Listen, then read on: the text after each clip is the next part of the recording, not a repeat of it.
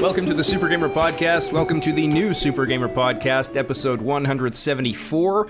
Our guests, plural, this week, one of them has been on the show before, a friend of the show. We have Firamil here, but we also have String Player Gamer. They are musicians. They are Axe and Ale. That is their latest collaborative project, and that's mostly what we're going to be talking about. But I want to start off. Firamil, congratulations on 1,000 YouTube subscribers.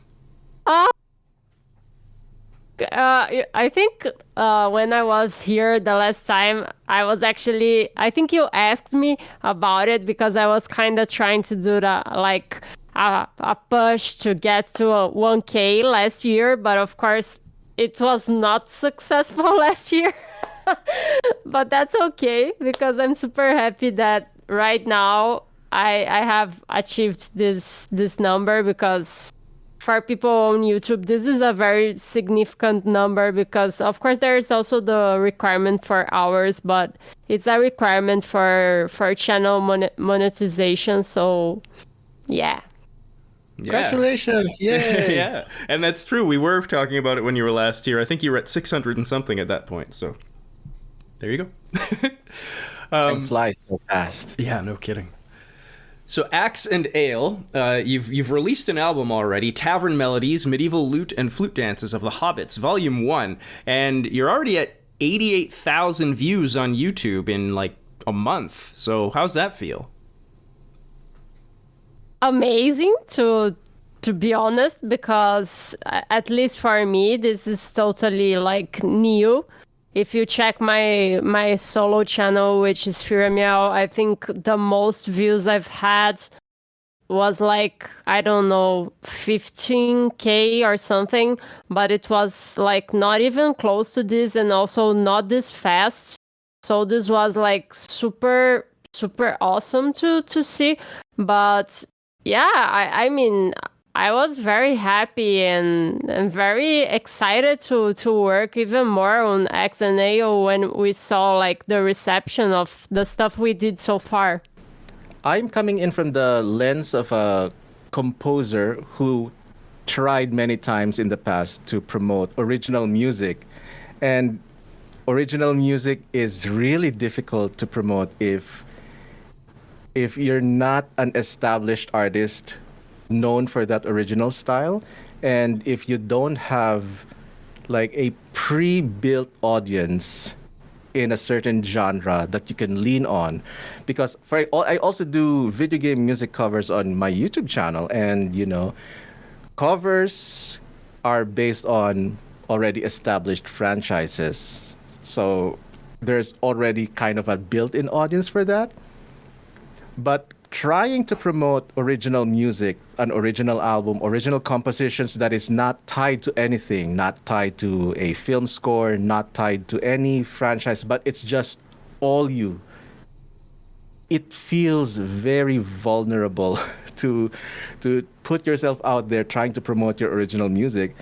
And so that is why I'm coming in from like the point of view of like a jaded composer who's had many failures in the past. So when Firamil and I decided to do Axe and Ale as a project, I came in as more of like an experimental point of view. Oh, this is a new style that I like to try, medieval fantasy tavern music. I like to try this because I've never committed to anything in this style, and I think it might be fun. And I know Firamil is already kind of a very, very very familiar with this kind of genre already. So I definitely took a lot of advice from Firamil, especially, hey, Firamil, do you have any playlist recommendations from established artists in this field that I can kind of listen to just for inspiration? So when, coming from that perspective, when Spotify numbers and YouTube numbers started blowing up, and it was like Firamil was updating me almost every day, almost every other hour, especially during the first week. We were like, oh, new listener count for Spotify, new view count for YouTube. Oh my God, comments are coming in, very nice, wholesome comments. People like actually recognizing the music that we wrote, actually commenting very nice comments, and it is just like a delightful surprise. And so, yeah, I'm very, very happy with the outcome so far. Yeah, I just sent to a good friend of mine. We'd played Dungeons and Dragons together. He's the dungeon master, and he likes to have sort of ambient music in the background. And I sent him your album today, and he was like, "Awesome, yeah, I'll definitely be using this." Thank you so much for sharing our album, Mark. Regarding what SPG just said, it's very funny because my point of view was like the exact opposite. I kind of felt this was like, I don't know why, but I always told SPG, of course, I didn't know how much of a success this would be or not. But I was like, oh, I think this will be successful. And also, I don't know why. I do a lot of covers, but people ask me a lot, why don't I do original things? And I don't know why people also always ask me that on my channel. I don't know why, because it was like a cover channel. But it was like a lot of comments like that. So I was like, oh, okay, let's see what happens. I think this will go well because I was like, SPG is a great composer. I know his original work. He does great compositions. I like not an experienced composer, but I do know the style very well, as SPG said. And also the aesthetic of the style. This was another factor that I think helped. And I was like, I think this will go well. I was very excited, but it did better than I thought. But like, I thought it would go well. Yes. SPG, you mentioned inspiration there, and I know you've got a lot of inspiration from video games on different tracks. There's The Witcher, Dragon Age Inquisition, Horizon Zero Dawn, there's a Zelda one in there. But not only specifically to the songs and the melodies in that, Axe and Ale actually started in a video game. You were in a tavern in Lord of the Rings Online, just sort of deciding, hey, what should we do this? Let's do this. Oh my God, that is like a wonderful story. So, just a little bit of backgrounder. Firamil and I, we both play Lord of the Rings Online, and one time, like this fateful night, we decided to try to explore a new area, a new update to the Shire map. But we couldn't find any common quests that we could do together. So we just ended up exploring the new area, and they had like taverns scattered around in that Hobbiton area. And we entered one of the taverns, enjoying the music, enjoying the ambiance in the game. And we just like sat there for a while talking and enjoying and talking about, hey, this is a great map. Oh, look at all those hobbits around us. And then the idea just came up. Why don't we do an album that sounds like this, but original music? And that's the idea. So just days after that, we started sending each other playlists from Spotify of established artists in the genre, from video game franchises to individual artists. It was just like an all absorption session, like absorbing all these musical styles, especially for me, because this is relatively new for me as a composer. And so I really leaned into Firamil's already extensive knowledge in regards to the medieval tavern fantasy music. Yes, I very much lean towards the medieval soundtracks present in video games because that's what I know, that's what I grew up with. But Firamil goes beyond the video games and actually follows and listens and recommends like actual medieval artists who are not necessarily connected to games. Maybe you want to expound on that, Firamil.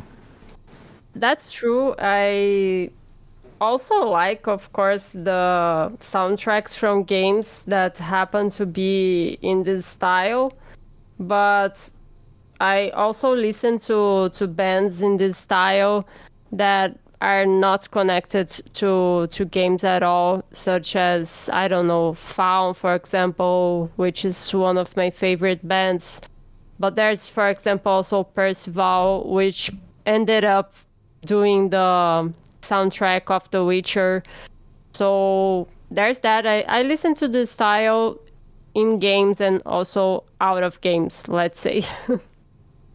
I did want to actually mention, as far as your musical taste, on the Game Grooves Uncovered podcast that you two were on, Firamil, you mentioned Blind Guardian, which isn't quite this style. It's like the heavy metal version of this style, but I love that band. And in fact, that's how I met my dungeon master, is the two of us bonded over our love of Blind Guardian. It's awesome. Yes, I do like also bands that are like connected to this style in a way, but for example, there's a band called Summoning that I really enjoy that plays like kind of dungeon synth / black metal, and they do a lot of music with lyrics with texts from Tolkien and stuff like that. So, or for example, Elves, which is a folk metal band that uses like hurdy-gurdies and tin whistles, but also there's like a bit of death metal in their sound. So I listen to a lot of derivative works of this medieval universe, like Tolkien-derived universe or something like that. So yeah, but I would say the meeting point with SPG's musical taste would be like, for example, soundtracks from, I don't know, World of Warcraft or Dragon Age Inquisition or Witcher and other games like that, or Baldur's Gate now, or I don't know. I, to be honest, have not played Baldur's Gate until now, but I intend to, guys. Same. I haven't played it yet either. I got Diablo 4 and I kind of regret it. But actually, speaking of World of Warcraft, SPG, I hear you were kind of a bigwig in that game for a while. And I know you two are now in a guild together in Lord of the Rings Online. SPG, are you the guild leader? No.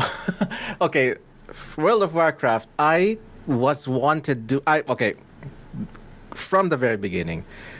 So when I was still living in the Philippines, we did not have access to World of Warcraft because World of Warcraft was not officially released in the Philippines. If you wanted to play World of Warcraft in the Philippines, you had to pay extra premium access in a more expensive internet cafe, because internet cafes were a big thing in the Philippines. Even today, that's where people play their online games and all, but not all common internet cafes had World of Warcraft, only the more expensive ones. And I was a broke college student, so I couldn't. But many years later, I'm already here in America, which has, of course, World of Warcraft. So I tried 2 updates, Warlords of Draenor and Legion. And I played all the way. I had 2 level 100 characters, and I even joined raiding guilds. But eventually, I think this is common for more casual players of MMOs. You join a raiding guild, and eventually when you want to experience the raiding thing, and then it becomes a schedule. It becomes almost like a second job. Mm-hmm. It becomes a chore, and I lost the passion for it. So I never came back to World of Warcraft because I'm still kind of reeling from that loss of interest. But thankfully, and when I met Firamil in 2020, we became really close friends, and eventually we played online games together, especially Lord of the Rings Online. I am not the guild master, but one of our friends, Talidar, is actually the guild master. He created the guild, and it's not really like a full-on guild. It's just like 5 or 6 of us hanging out as friends, sometimes playing together. It's just like a friends guild or something. You're halfway to a fellowship. Yes. I did love to. You had a stream, the two of you together, when you released your album, and you showed a picture, like a screenshot of when the concept of Axe and Ale like really got solidified. And it looks like you two, like you're, as you told the story, you're in this Hobbit tavern, but it looks like you two, your characters are elves. And I like to think that it's these like two elves just randomly in a Hobbit tavern, and they're just sitting there like, wow, I've never heard this music. I really like this. We should take it back home. That's actually a really cool idea, Mark. I had not thought it like that, but indeed our characters are both elves, and so we, in this picture that we showed, it was a hobbit tavern, and all the other people in the tavern were like hobbits, and we were like kind of big in comparison to everyone, of course, so it had kind of funny factor. And that would be a funny story, like two elves entering a hobbit's tavern and thinking, "Oh, this is different from what we are used to. This is like more lively, more, I don't know." I think they would feel something like that. Why is it we mentioned, or you mentioned before we started, and you've said it a few times, why is Axe and Ale faceless? Like, why is it not something with Firamil and String Player Gamer names and faces attached to it? Can I go first, SPG? Go ahead. Okay. So I think one thing that made this project go this well, in my opinion, is that we tried to remove everything that kind of stopped us and like made us maybe waste time. So one aspect that really makes me waste a lot of time on my channel is making videos. It takes a long time for me to make a video. I don't know why. I find it so much harder than like doing the music part. I like never like the faces that I'm doing. I have to film stuff like 1,000 times. And when I was discussing this with String Player Gamer, we both reached the conclusion that videos were one aspect that made it harder for us to release more music on our own channels. And also, I don't know, I think there's this kind of fantasy aspect, more like kind of it's not mysterious totally, but maybe a bit. We are kind of flirting with the idea of having like fantasy avatars for us. I don't know if this will come into fruition or not, but we are considering like doing something like Gorillas or Daft Punk and having like fantasy avatars for us. This is something that we are considering. So yeah, and the main aspect is, at least for me, I think I like take too long to do videos, and I would release a lot of more music on my own channel if I didn't like restrict myself to this style of always having to do a video for every song that I release. And at least for me, this was like the main driver. Also, I think being faceless, us to have the listeners and the viewers and the supporters just focus on the music, because if you base your brand on your personality, your personal appearance, then it could always influence how people will receive you. And sometimes they'll be receptive to you as the person, or maybe they will be turned off. It could go both ways. And showing our faces, showing ourselves as people instead of just behind the scenes from the music will add a potential additional barrier for people to just focus on the music. So, I think it's great that Firamil mentioned Daft Punk, because if you would listen to or you would read interviews by Daft Punk, they will always ask, why the masks? Why the masks? Why do you wear the masks? Because they want people to just focus on the music and not the personality. Because we already manage personality-based brands on our own individual channels. And that's a whole different playbook.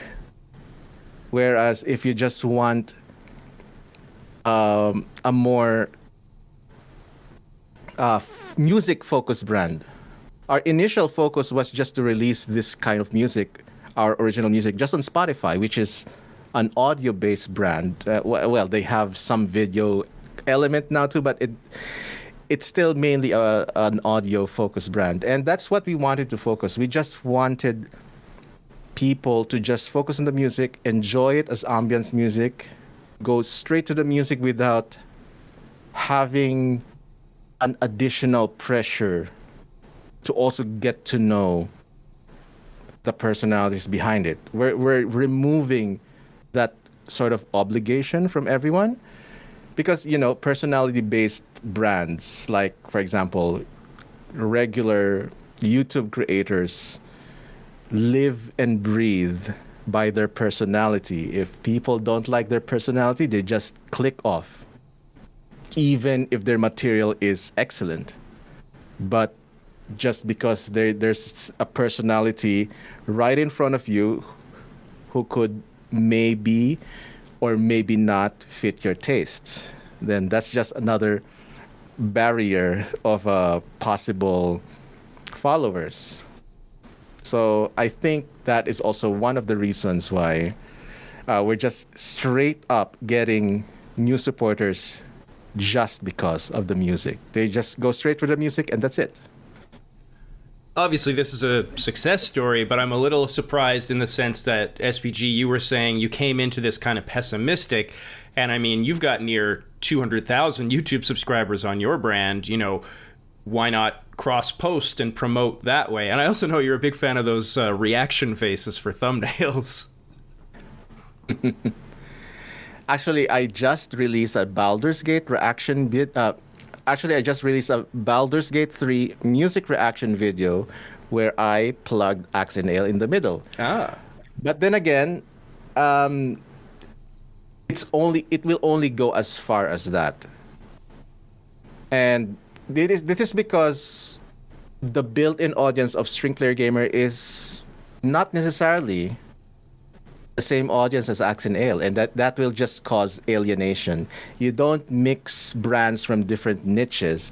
Yes, there's always going to be crossover. There's going to be like overlapping Venn diagram audiences, but that's not the intention. We want Axe and Ale to be its own thing, maybe separate from my own brand as String Player, which is a different style of music, a different type of brand, personality-based brand.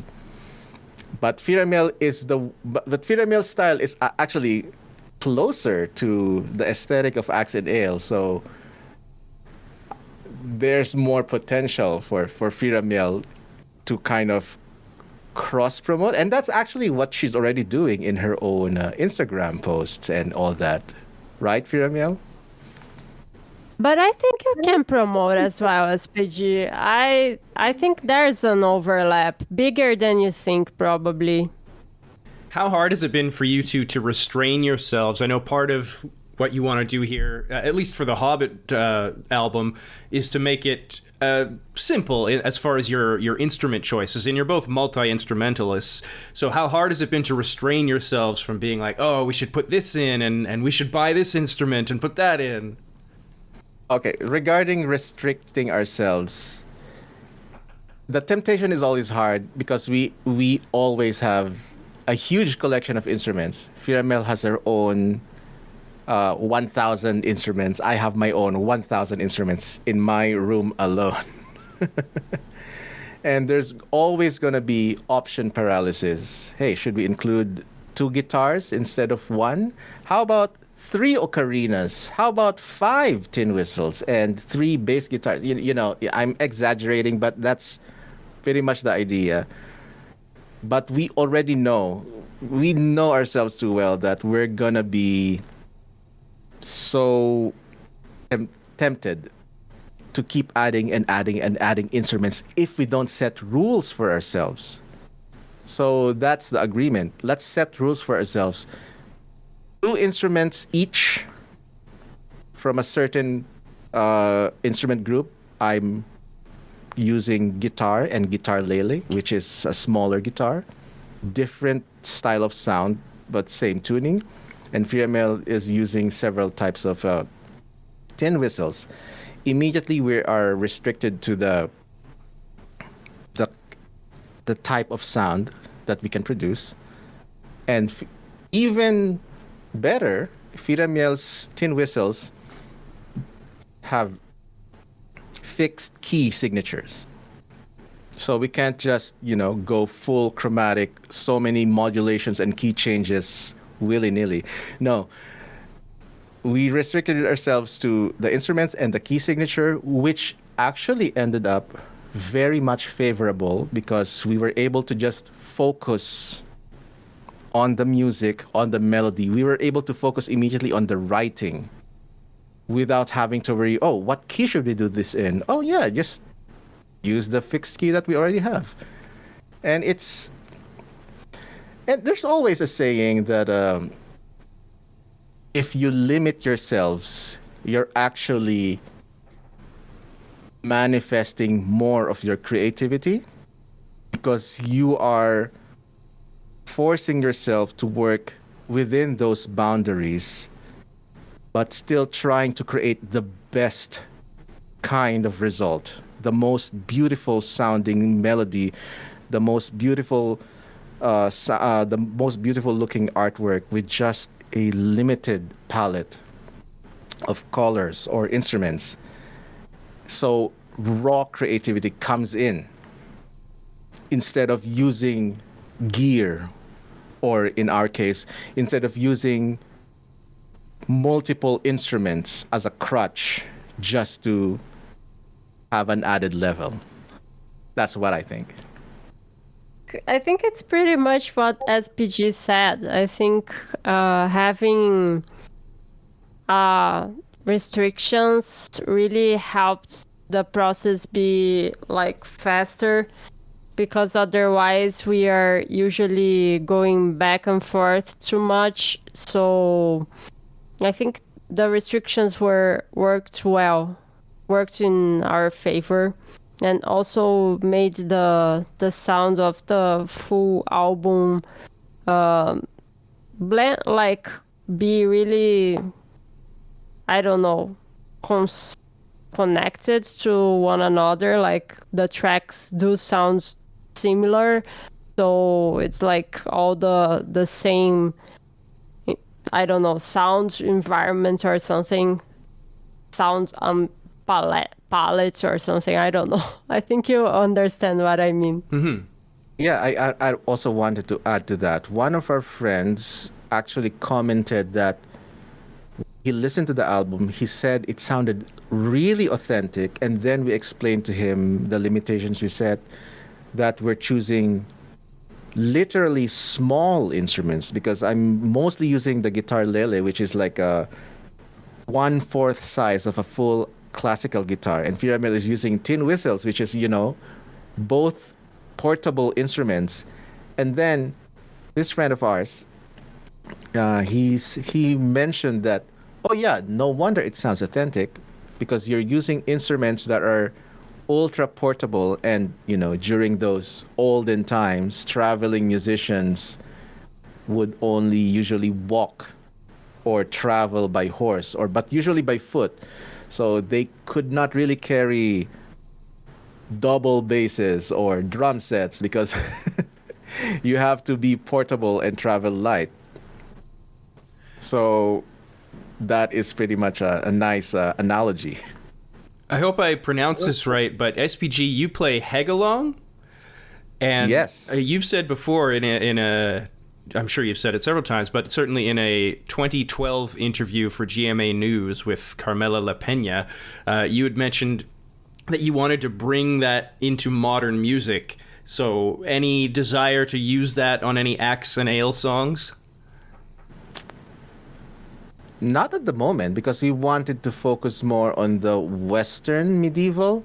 But, we're always open to exploring as we expand our repertoire. We're always open to exploring more and more of the subcultures of fantasy medieval music. I mean, we've already started to talk about pirate album. What else? Yeah, I think you'd said Viking maybe you go album? through all the Tolkien, like Orc, Dwarf, Elf. Yes, something like that. Orc, Dwarf, Elven album. And maybe at one point we'll try, how would a medieval or feudal Japanese tavern would sound like? Maybe, there's always these possibilities. It could happen. The possibility is always there. Firamil, have you been tempted to go? I know there's a medieval restaurant you frequent right by where you live. Are you going to go drop off a CD or say like, hey, look us up on Spotify, and then you can play it while we're here?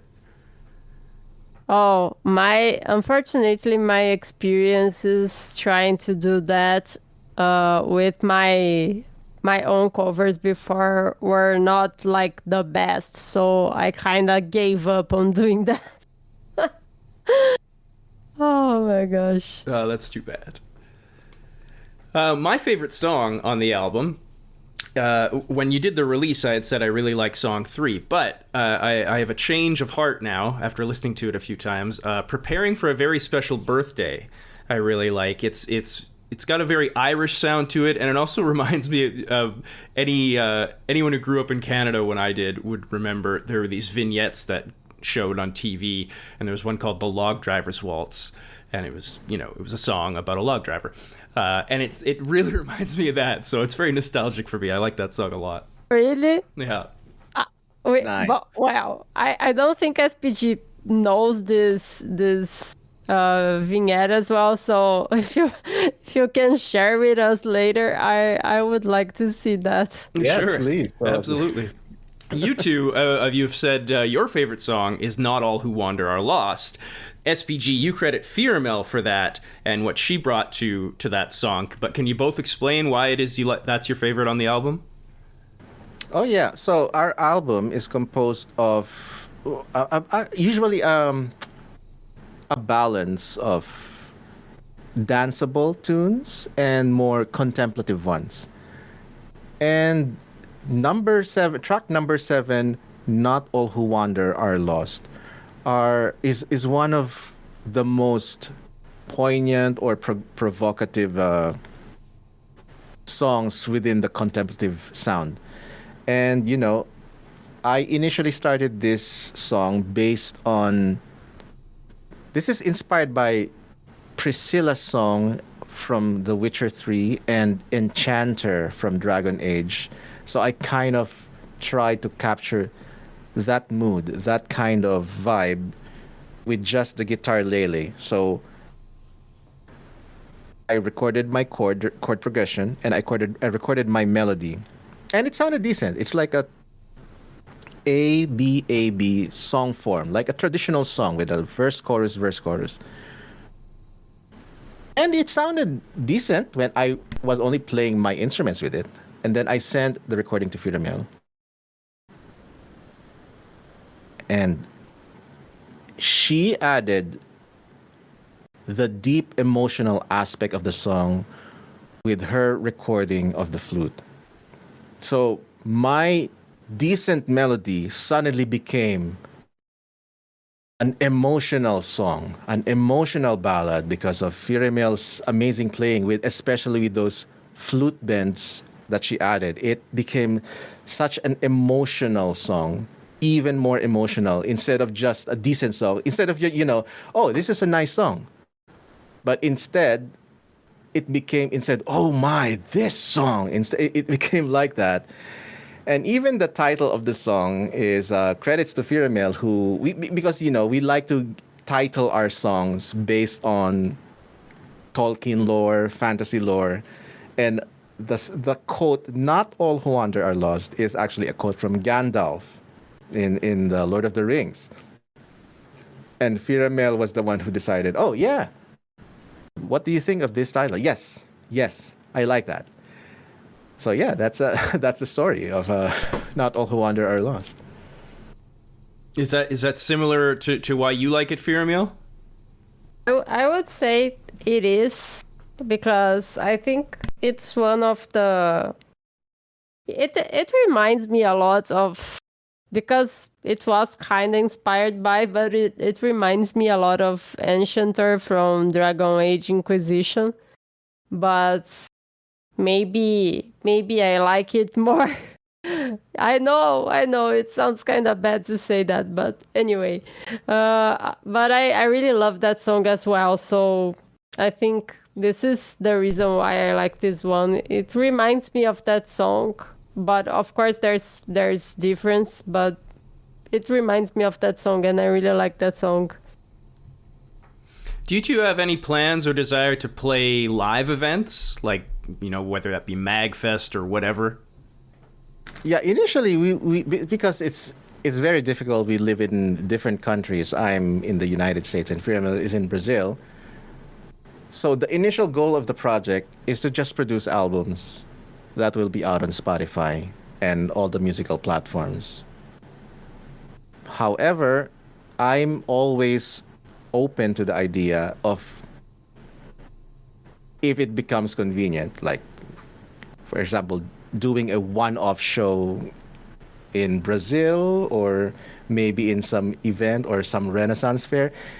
We are not closing that idea, but it's definitely not the priority. Our priority right now is to produce 10 albums, 100 albums immediately, and pretty much just push our compositional skills to the limit, or maybe just expand our thirst to, write original melodies in this style, because we definitely have a lot to offer with just the composition and just the music production alone. Of course, we have this some sort of mindset that whenever we write something in, especially this first album, we try to make it sound as if it is a live performance. So if we're, for example, oh yeah, just imagine two bards playing in a tavern, and you cannot have the listener imagine just two bards playing in a tavern if you're gonna record something with like 10 guitars and 15 violins. That's not live realistic. If you just want to imagine a more intimate setting of 2 to 3 bards in a tavern. So kind of like that. You've said before, Firamil, you're the axe, SPG, you're the ale. Partly that's because Firamil's emotes on Twitch are more, violent. But do you think that does that fit your personalities as well?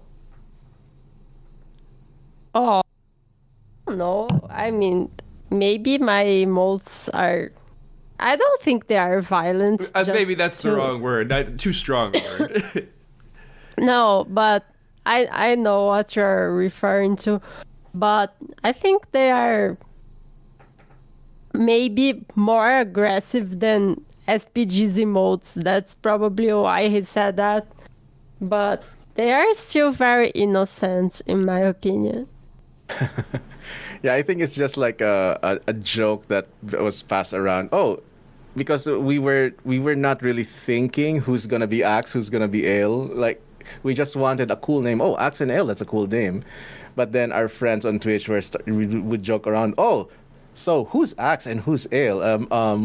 We just like randomly pointed at each other. Oh, Firamil is Axe and I'll be Ale. There's nothing really formal that was planned around it. Right. Nothing to read into there. Yeah. Cool. Well, people can check out the album, and should. For all the links to where you can find it, you can go to ffm.to/axeale. And if you're just someone who goes to YouTube, you can find you guys at Axe Ale Music on YouTube. Anything else you want to say before we wrap up? I would just like to thank you for having us, Mark. Thank you so much for having us here. I hope it was a fun time for you. Yes, thank you so much for having us. We are very, very much enjoying this interview. Fear Meal and String Player Gamer, thank you so much.